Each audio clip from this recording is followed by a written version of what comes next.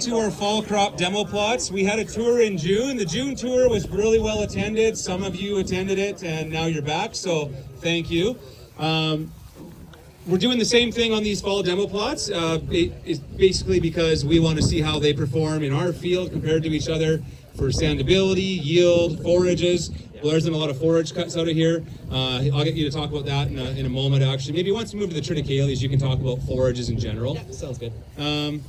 Now, I will mention, you will see more ergot in these plots. And the reason for that is just like on your field edges, you'll see more ergot on the edges of your fields because there's not as much pollen flying into that crop.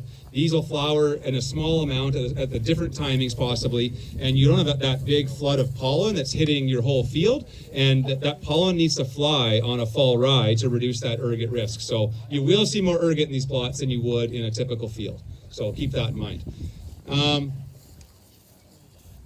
We don't have a sign on the plot over here. Oh, and what happened back here, so this was pea stubble last fall. We didn't do any tillage. We just used a double disc press drill to go and seed these first 3 plots. Well, then all of a sudden we weren't deep enough and there was not good seed to soil contact, and our plots were very questionable back there, and it wasn't a variety issue, it was our planting issue. So we see 3 plots at a time with our 3-box double disc press drill, right? So we had to go mow some of that middle out because it just wasn't representative of the variety. The front looked okay, actually, just because there was maybe less pea stubble here when we planted that. But what actually is on the far side over here, before I get there, these were seeded September 23rd with a fungicide and insecticide seed treatment. It was that same double disc box drill, 7.5-inch spacing. There was 90 pounds of 1152, and then 275 pounds of 4600 spread before seeding. So that was spread on before seeding, watered in after seeding at the end of September. And it was pea stubble, so there's some background in there as well. There was no fungicide applied, and then as you can see, the challenges in the first 3 plots. You can see there's a little bit of a cut here. Blair did some of his forage cuttings through here, so if you see some green regrowth, that's because of his forage cut that regrew from that boot timing or milk timing. And on the far side here, and Colette, you can join me in commenting on these varieties, but on the far side we have Bebop. It's not a hybrid fall rye, and it's coming to market soon, and it's going to fit in between for price and yield, a traditional like a hazelet, which we sell, and it's going to fit somewhere in between there and a hybrid for performance and cost. So it'll kind of provide that mid-market rye for a farmer that is unsure if they want to spend the money for a hybrid rye. So that'll provide some options. So, Colette, do you want to talk about how these Bebop versus Cassani Performer fits? We've sold a bit of Performer Cassani already this year for bookings. It's moving already, Blair. Colette, talk about your ryes. Yeah, so this is the first full season that we've seen it in commercial production, or wide commercial production, and they look really good. So we've gotten some great feedback. We've been walking fields. The Cassani has done really well in some marginal lands as well. Performer has that top end yield potential under moisture, and then it seems to produce just a titch more tonnage on the forage side. So we're really happy with what we're seeing this year. So it's all that and then some. And you'll also see, and I think I said this before, we had a question about a few different things are starting to lodge, like they do under a high fertility. The Cassani is our best standing rye. Yeah. And we've had customers compare it to the Serafino, and it's done really well in comparison. So that's an option for customers. Yeah, and I know that Everett just went and stopped by in the Champion area under some irrigation, and the Cassani looked beautiful. So so we're just finding it's a really low to minimal year this year, because that heterosis was happening where there was no moisture. So if you do see some ergot, typically look back in your schedule and see if there was some showers at that time, because if you get a shower during flowering, you're probably going to get a little ergot. But I will talk about, just mention, ours is a little different system than KWS. We have the blend. and that's how we get pollen shed and heterosis, because it's a cross-pollinating crop. So that's just a different system, and Bebop is will be the blend in this going forward. So, and Bebop is a new open pollinated, so you'll see it in limited release this fall, I think. So, again, for those guys that maybe think they can't get the top end yields on hybrid rye and the seed cost is just a little too much, Greg put it succinctly, it'll kind of be that in between, and it is definitely a jump up from what's up there. So it's a significant yield increase from the current open pollinateds on the market. So there will be some restrictions on, and some higher price point, and then probably a VUA or something on the back end, because it does provide significant value for the farmer, and the breeder is a private breeder, and they need to stay in business. So I'm amazed, like when we've had Bebop in the plots like last year, it looked so similar to the other ryes, but then when you actually go and harvest it, it's like, where did the yield come from on the hybrids versus the OPs? Yeah. So they're sometimes visually you can't quite. I'm bad at looking at crops and knowing what the yield is. I'm like well, it looks good, but yeah, the hybrids seem to just perform that much better forage, and like you're finding forage and then for grain as well, compared to even a Bebop. But the Bebop's really going to be for that customer that's in that dryland situation, and they're like, well, I might get 40 bushels, or I might get 30 bushels. Okay, I can only spend that enough money for a Bebop. yeah, because even you get that 20 and 30% yield bump from the hybrid, 20 to 30% on 50 bushels is a lot different than 120 bushel potential. Yeah. So. Yeah, but on a year like this, some customers are saying their fall rye crops does look pretty good, but it's patchy. It's patchy. The one advantage of a rye versus a winter wheat is it seems to get through the spring dry spells a little better and hang on a little better. I know, like Matt, you've had customers where they killed their winter wheat out in a bad spring, but they kept the rye, and on a dry spring, everything's ugly, you know. So that's kind of one situation. Keep in mind, we do have that feed event next Tuesday, so because the market is different for rye versus winter wheat. Winter wheat's pretty easily sellable. The rye, it's a little more niche, and not every buyer's buying rye, so you got to keep that in mind when you come to market with that. And the price-wise, even if the rye price is a little lower, rye is typically priced less than winter wheat in the marketplace. Your yield makes up for it. So typically your net returns are still very good with a hybrid rye product. So. What else did I want to talk about on these varieties? We could shuffle on to the next variety, I guess. Yeah. Okay. Okay, let's move down this way a little bit.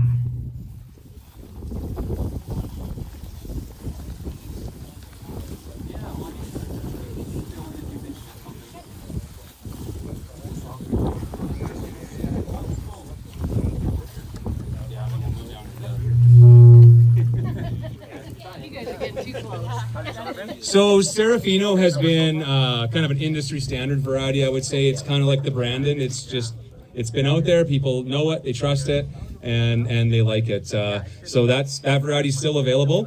And we've got a few of these other experimentals and other varieties in here just to see how we like them, how they compare. But for this coming fall, it's going to be the Performer, Cassani, and Serafino. The Aviator is available if needed, but we're not going to have that one in a bin just for a walk-up. It's only if you're like needing a Super Bee. But in reality, that one, its claim to fame was kind of earliness and tonnage, but we didn't see much difference in the demos here. So then we didn't feel like we'd really needed to have it in the lineup for that reason. So, yeah. Oh, I was just going to say, tonnage-wise for forage, Serafino's been higher than Aviator from my trials, plus from what I'm hearing from customers as well. So, yeah. So from a market standpoint, the rye acres grew last year. I think that was mainly because of a little bit due to pricing, but also a little bit due to just rains at the right time during fall that spurred people on to plant a fall crop. And I think Colette did say that when a Performer or Cassani is sold, 10% of that has bebop, or in the past it was danko blended into it, and that helps to increase the pollen amount in the field and flood that field with more pollen versus just having to breed for that. So then the idea is you can breed for higher yield and get that additional pollen protection from that blending of the bebop into that variety. So You're hired. I'm hired, yeah. Whereas the other varieties don't have that same blended in prior to sale, and then they're relying on agronomics for the farmer, and from genetics, so from breeding. So These varieties are not for feed, right? for feed. For feed. Oh yeah. That's the growth area for it. Actually, there's feedlots feeding them. So from a price point in the marketplace and in how they actually impact the animal, a lot of people are actually getting into feeding the rye actually. So it's becoming a growing thing. Oh, a feed rye. This rye versus hybrid rye. Hybrid rye is better. Oh, so is a hybrid better for feed versus others? I don't know if there's a massive difference between like a hazelet and a hybrid rye for feed, according to the feed user. It's just for the farmer getting bigger yields. So the falling number differences though, so if you're going milling, the hybrid ryes have much higher falling numbers. So if you get these rains at harvest time, traditional rye is going to fall below milling spec pretty darn fast, whereas the hybrids are going to hang on above milling spec much better.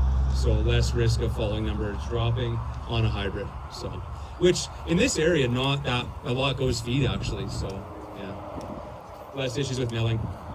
I had a couple highlights. If you're going to plant a fall crop in general, seed in this area, seed September or August 25th to September 10th in a perfect world. You can go a little later, but August 25th, September 10th allows you to tiller in the fall. That's going to get you into winter at the right stage. You can push a little further than that, like on rise September 15th to 20th. Yeah, that's possible. You can go later than that. It's just it's better to be a little bit earlier for that, getting that right tillering stage. And on a rye, if you can get the tiller in the fall, less chance that you're going to have to spray in the spring. So a lot of farmers are doing a residual broadleaf in the fall with their glyphosate, plant their fall rye, get it tillering in the fall, plant at the right time, that early September, late August, and then not spraying a herbicide in crop next spring. And it suppresses wild oats with that alleliopathic effect, and physically with its early growth, and kochia with that early growth as well. So some people are getting away with no in-crop spray the following year. The advantage that gives you is you got no tracks in your crop, so you have less risk of ergot. So if you're not doing an in-crop spraying next year, less risk of ergot because you got no tracks in there. So when you're seeding this, go slow, make sure your seed depth is identical with all of it, and get seeding early. So that means booking early, or at least talking to Blair about booking early. And on fall crops, I don't mind if you book something and the environment causes you not to plant it. I don't mind that. Spring crops I get antsy because that spring crop has one chance to sell. Fall crop, we always have extra inventory of fall crops, so obviously I'd like you to buy fall crops, but if the environment says you got to cancel your booking, well, let's make sure you have a good crop and plant it in the right conditions. And if it gets too late, okay, that's fine, because we start selling fall crops right now. We have fall crops shipping out in June, so I always need inventory of fall crops anyway. So much more flexible in fall. Winter wheats, trits, rye versus a spring crop where that seed is booked for you and I turn people away. So keep that in mind. So you can book something even if you're not 1,000% sure you're going to plant it. Yeah. Okay, let's go along here to the Triticales.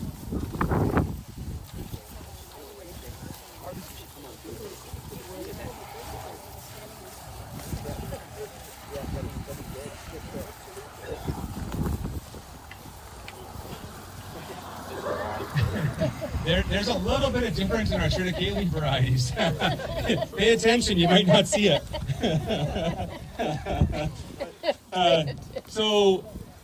So in these plots, we actually did a PGR across all these plots. Modus is registered on fall rye. Manipulator apparently is coming this summer yet, but these plots had a PGR applied across the front of them. In the back there was not, so there is more lodging further back actually. But when you look at these Triticales, these two are registered as forage types. This one is tall. It was this height here. The field surrounding this is actually the same thing. So that field had 2 passes of a PGR. That's the same variety. It's experimental 209. It's launching this fall, so we can sell seed of this fall. What's good about this is it's on-list. So people that want to do a green feed, that's what you want.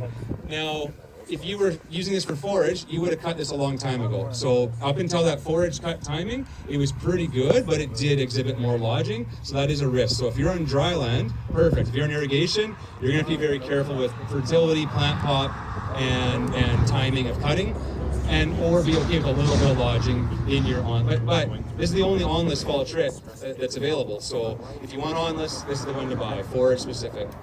The Tadius, more for an irrigation customer or someone who doesn't want lodging, and it stands really well. But do you want to talk about forage cuts and what you did through these plots and when with the rise versus the trits? Yes, for sure. I'll start on the trits. So I did a cut on these on July 9th. So that was right at that early soft dough. And even at that point, the experimental 209 on the non-PGR side of things, it was very lodged. So growing this, especially on the irrigation, I would recommend PGR. But the Tadius on its own, though, it stands really well. Have producers growing it with PGR, without PGR.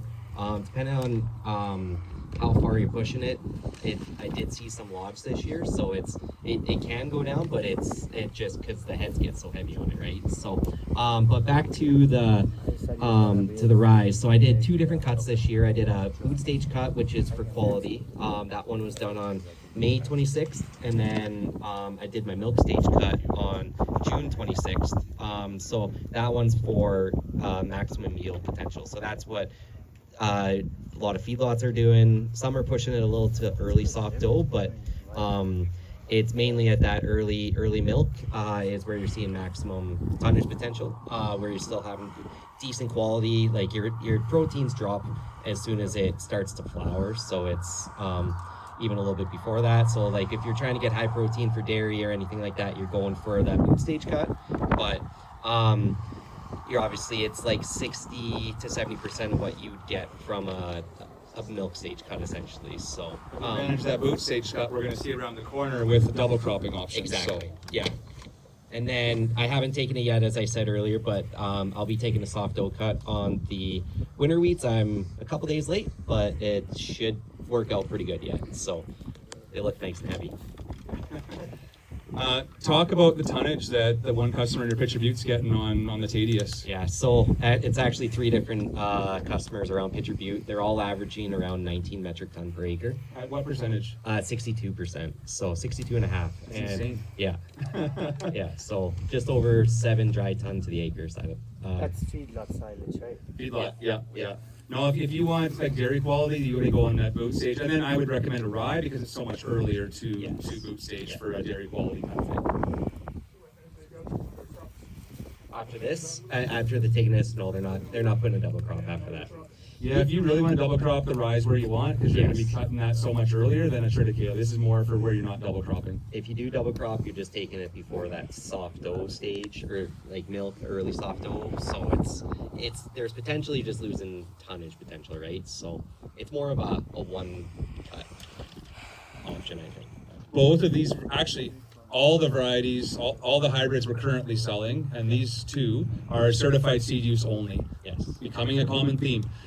So if you grow these varieties, you got to sign a form saying you won't farm save seed on these 2 trits and the hybrids. So it's the way of the future. It is. Love it or hate it.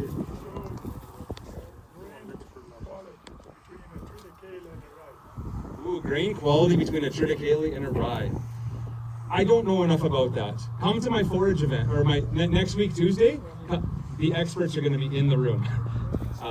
So I don't know how the grain quality would compare for a feed situation so much, but that is something I will ask if you don't make it.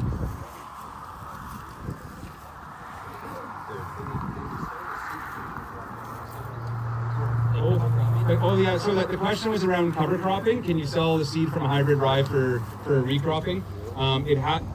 Yes on the hybrids, but it's got to go through an authorized cover crop dealer. And so someone like us would have to be the person buying, processing, and retailing it. And really in eastern Saskatchewan and Manitoba, that going into the States, that's happening a little bit. In Alberta, it's not really happening very much. And in reality, we're selling hazelnut, so our customers are buying hazelnut for probably a similar price and using that for their cover crop. So, yeah.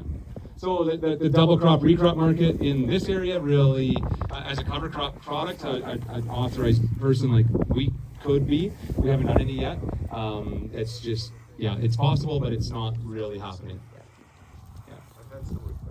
Okay, you've a request, yeah. So it's got to go through an authorized, from the hybrid rye company, they have to authorize us as a cover crop buyer, processor, seller of that seed. Yeah. So that's the key. It can't just be a random seedling plant or whatever. So, yeah. Okay, we'll move along to the winter wheats here, and we'll have Rob or Harwinder, whoever wants to talk about it. I'll let you talk first, Harwinder, but maybe I'll introduce the varieties and where they fit in our lineup. So come on down to the winter wheats. Truck, if you want, sure. Or, you know what, bring the truck around the other side and put it in front of our forage double crops over there, Rod. So if you guys want to look out from the truck there, we're going to drive the truck around the bus and park it by our double crop. Okay, so winter wheat. In our lineup, Wildfire's getting the boot and Cold Front has taken the lead. You can see that it's a little earlier, stands a little better, and we found it yields a little more. And we've had some powdery mildew issues on irrigation with Wildfire. Haven't seen as much with the Cold Front, so I don't know if it's varietal or year or what, but Cold Front's the slam dunk winter wheat for us. And then kind of a weird one that's in our lineup, it's called Icefield. It's a hard white. It's not there's no class. It's a GP winter wheat basically, because there's no hard white winter wheat class, if I'm correct, Rob. But we're going to be selling that there's a company, JGL out of Saskatchewan, has been contracting mainly in Saskatchewan, for a milling winter wheat for a hard white program, similar to the hard white spring wheats.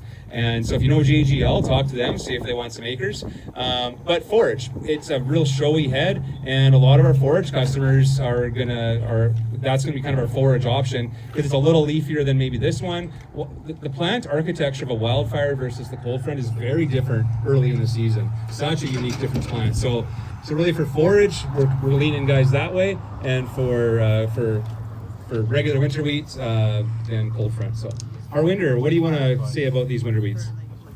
Or what you're up to? Yeah, no, when a farmer looks for new options for winter wheat, I try to recommend Cold Front because it's one of the better yielding one between Cold Front and Wildfire slightly, but it has a much better disease package. And so this is a good option to go for if you are getting into winter wheat. And if you are growing Wildfire, that's okay too. Cold Front does have slightly better protein content as well, so that might be something of interest. The powdery mildew thing, we do not really screen for it because that's not a registration requirement, but yeah, depending on the year, you can see differences. And we are noticing under some conditions Wildfire can knowledge of it, and Cold Front definitely doesn't, so that's another thing to consider. Thank you. All of these had a PGR across the front half. About halfway down, we don't have a PGR, so there is some differences, especially in the ice field. You'll kind of see it once we go around to our double crops there. One thing I just noticed that I want to point out, this field struggles with some wild oats. You don't see the wild oats in the winter crop plots, though, eh? So they kind of came in where we didn't have anything growing because we couldn't. So those plots over there, we had winter wheat planted between the spring crops planted on like late April. So we planted winter wheat as our buffer strip, and it suppressed all the weeds really well. Here, there's no suppression, no buffer strip, so all the weeds can kind of come in here. But yeah, just that fall crop is our solution to a wild oat challenge. So and it is for a lot of our customers. So it just spreads that risk. Yeah. Oh, did stand up in west there, like towards Run 2. Survival for winter. I don't know a lot about Icefield for survival. Rob, do you want to comment? Or it's probably your variety, right? Yeah, so that's for feed. Oh, yield more for feed? Yeah. If your rains come early, this is probably going to beat it. If your rains don't come early, like a winter wheat would yield similar. So the question was, would it yield more for forage versus a sodash or something like that? And so if the rains come early and your taps turn off like last year, yeah, you're going to be a genius. It'll be on a pivot. On or pivot. Okay, then everything's perfect. It's probably going to be similar to better, would be my suggestion. 150, what's the 150? 150? Well, winter They actually wheat. do 130. Okay. Well, I don't like giving firm numbers, but relative to a spring cereal, a winter cereal should out yield it because it's flowering earlier in better conditions. That's the general answer. Okay, so from the standpoint of winter hardiness, both Wildfire and Cold Front are rated very good. I would say Cold Front is probably a little better than Wildfire, but we're splitting hairs there. Icefield is not as good as those two. If you have experience growing something like Gateway, which was pretty popular, here in southern Alberta, really no issues for winter survival. Icefield is very much like Gateway and a little bit higher yield as well. Looks a little earlier. Kind of all kind of west stuff. Okay. It's number 2, so I'm just wondering how we fare out. Okay. Probably okay, but if you're real worried about winter hardiness, there is slightly better. So Cold front. yeah, it'd be better. Yeah, for winter hardiness. The yields are probably the same, eh? Sorry. The yields are probably the same, eh? Well, cold front should out yield it, but we'll see. We're gonna take these to yield too. Yeah. Out yielding what? The cold front out yielding nice yield. It should. By a margin. Okay. Okay. You're not helping me sell this, guys. Yeah, we were Who's inviting you guys? Yeah, Rob. So something that's really interesting about Icefield and probably relates to the contracting opportunities that are occurring in Saskatchewan is that while Icefield has a little bit lower protein concentration, what we found is it has the gluten strength and genetics such that it makes excellent bread as well as Asian steamed buns. In fact, when Cereals Canada was doing some work with us on this variety, one of the samples came in at just over 10% protein, and they said, you know, it's not even worth baking this thing because it's going to be a pancake. We're not going to get good bread. Well, as it turns out, it actually made better bread than some of the hard white springs at 12.5% protein. So it has the ability to produce very good bread at low protein concentrations. Thank you. One hiccup to think about on winter wheat is wheat streak mosaic virus. So keep in mind that you don't want any volunteer wheat stubble or green in that field when you're planting winter wheat. Whereas a rye, you can get away with that. You can plant that on a wheat stubble if you want to, and as long as it's not crowding that rye plant and competing against it, that's key. You don't want competition against a young fall rye plant going into winter, and versus so you could plant it there from a wheat streak mosaic virus issue, but just you don't want competition too much. So make sure your volunteers get killed before you plant that, or before it's up, which happens pretty fast in the fall actually. The only other thing. Okay, and the only other thing I would say is suggesting most people should seed treat a fall crop for winter survival. High plant, so these are 40 plants per square foot. Rye were 23 plants per square foot, and the Triticales were 30? 25. 25? Yeah. Okay. So lower plant we're finding lower plant populations on the European and American varieties. Those the Tadius and the 209 is our European and American varieties actually. So finding lower plant pops really help those varieties. But to see that lodging with only 25 plants, that's our customers will have to be cautious with that one. It'll be long gone, so. We have had the odd customer call with winter wheats not surviving the winter, and you go out and look in the field, and they've got wireworms, or they've got some kind of an issue in the field, and whether it's in the spring or the fall, if that wireworm is pruning in the fall, or before it goes dormant, or it's coming earlier, we've seen a few customers with patchy stands of winter wheat, and it's because they didn't seed treat, and you go out there and dig and there's wireworms in the soil, so that is something to keep in mind. But generally I recommend seed treating every winter crop for winter survival. Do you use Luminerm? Luminerm, we haven't on a winter crop, or not a lot of it. What do you use? This is Pro and Stress Shield. Yeah.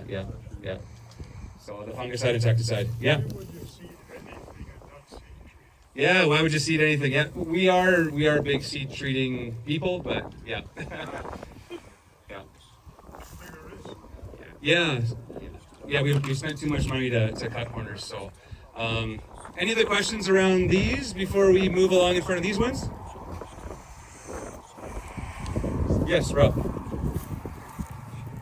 So just in addition to speaking for seed treating, especially with the dual product with insecticide and fungicide, work that was done by Dr. Brian Barris in Lethbridge definitely showed that you do increase winter survival by doing that seed treat, such that in the guide, if you're looking at a variety that has a fair rating for winter survival, that seed treatment will probably bring it up to a good.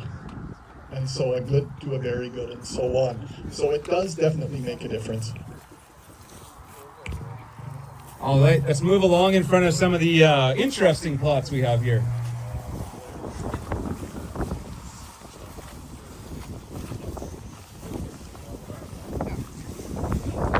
Okay, so the varieties here are not a great representation of the variety specifically. It was a variety that was used for an agronomic thing that we did.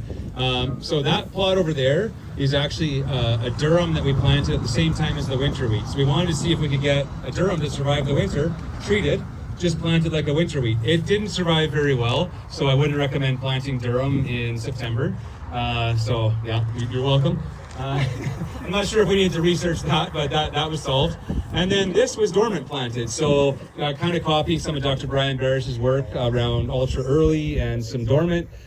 So these were planted November 18th, once the soil was cooled below 2 degrees. And we have a big snowstorm was coming around in late November. So November 18th, they were planted, 40 plants per square foot, and then 30 plants on the barley. And what we wanted to see there is, can you dormant plant something to speed up maturity of that crop? The durum didn't fare so well. We mowed out the back of these plots because it was really thin and patchy and kind of gross. Up front, it looked a little better. I think maybe that's somewhat related to the far side of the plots, where we had to mow some out as well, just on stubble and things like that.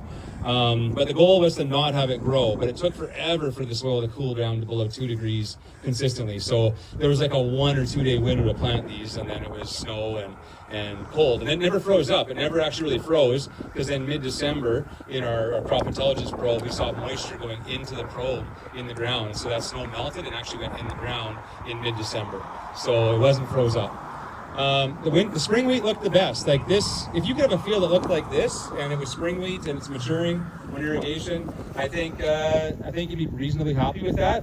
And the goal with this is, can you reduce the amount of water you're putting on that crop and move that water elsewhere if you're in a moisture restricted situation, or if you're on dry land, can you just get bigger yields by doing something a little different? So the ultra early on Allison, we toured at Allison Davies. Man, that looks really good. That there's something to that. The dormant planting, I don't know if that's really good. The barley looked the worst, actually. It kind of filled in now, but we mowed out a lot. Mike, you got something? I was just going to ask if you saw them kind of rotting in the soil with the dormant planting, or if they were emerging in December, January too with the Chinooks. They were kind of swelling, but not really doing anything. So like no rotting. We seed treated it as well.